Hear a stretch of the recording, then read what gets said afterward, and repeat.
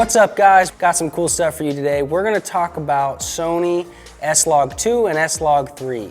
And we're gonna go over some techniques on how to use these profiles, the best way to set them up in camera, and then editing them to get them back to the look that you want. So the upside of shooting S-Log 2 and S-Log 3 is you get more dynamic range, and then obviously you have a lot more color to play with when you're editing. If you're just shooting in a normal profile, you're baked in, that color is baked into your image and you can't do much with it after. S-Log 2 and S-Log 3 is meant to where you can bring your image back to Rec 709, or you can have a creative color grade on top of it and do with it what you want.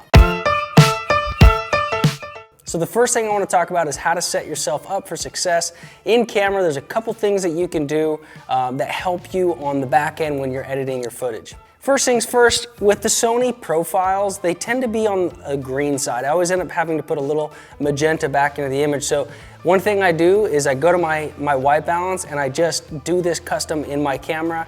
I take the custom dropper and I just put a little bit of magenta back in the image. No matter what I end up shooting, there'll always be that little magenta. That way I don't have to do that in post and my image doesn't come in looking a little on the green side. What a wonderful morning. Never mind, she declined. So the most important thing about S-Log 2 and S-Log 3 is you need to expose your image properly, and you need to overexpose your image by 2 stops. So there's a little exposure meter on the bottom of your camera screen, and that needs to end up being between 1.5 to 2 over.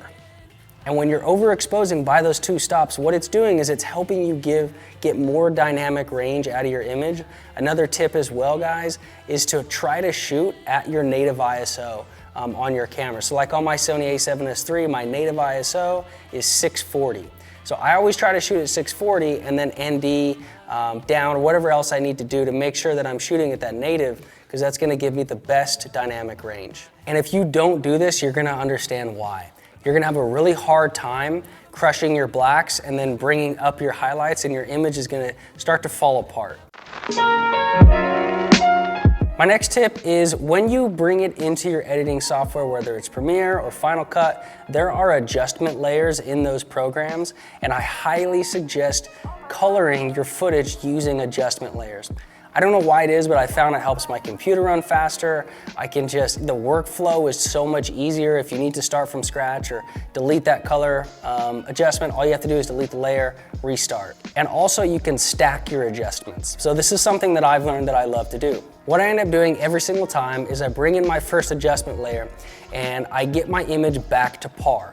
I crush my blacks, I lift my highlights, I do my curve adjustments, I add in a little bit of saturation just to where the image is looking a little more Rec 709-ish. Then on my second adjustment layer, this is where I do most of my creative color. So this is where you're gonna use all your LUTs, you're gonna dive into every specific color and tweak things from there, is on that second layer. Again, the big thing with S-Log 2 and 3, guys, is you need to crush your blacks, lift your highlights a little bit, and then add back in your saturation before you start with your creative color grading.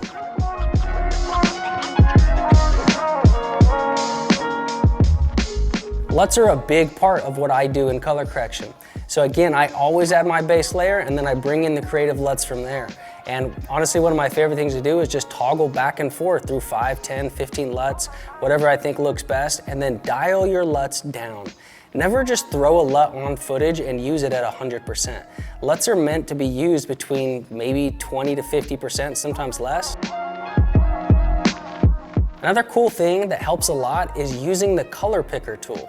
So you can literally go into your image, select a specific color, and the editing system will read that, and then you can adjust the hue and the saturation of that specific color.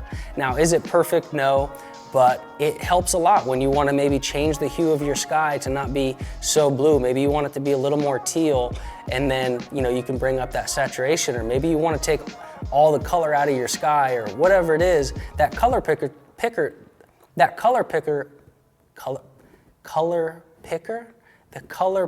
tool comes in really handy.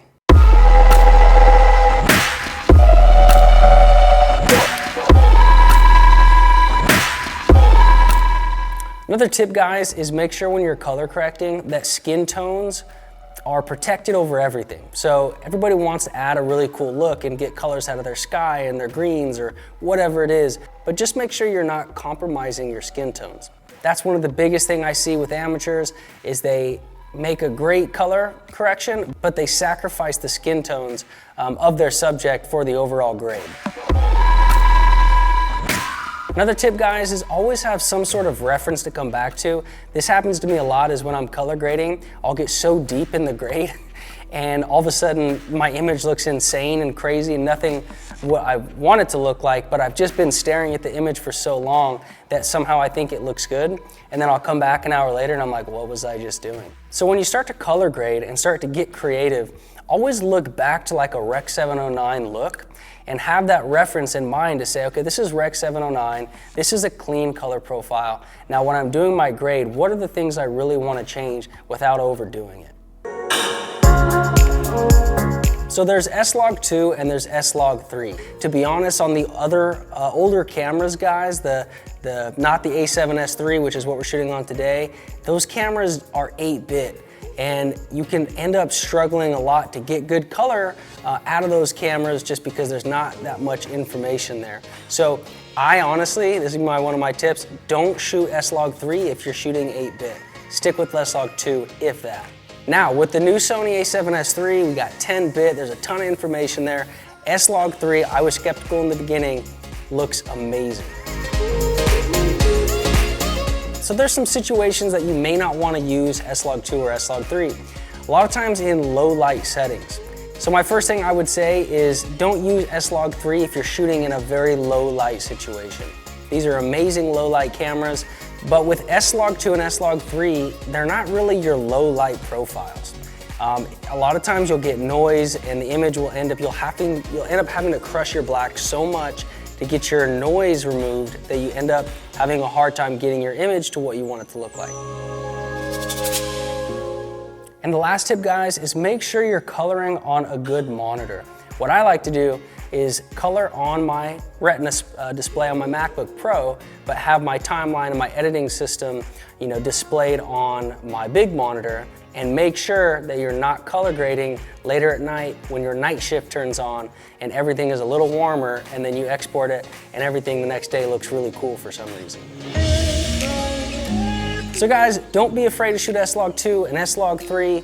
I know it can be intimidating when you have that really flat look and you think it's gonna take a ton of work to get back to where you want it or where you need it, but I promise you, once you get it down, you will never go back. Thanks so much, guys. I appreciate you. Like, comment, subscribe, tell me your thoughts, and see you next time.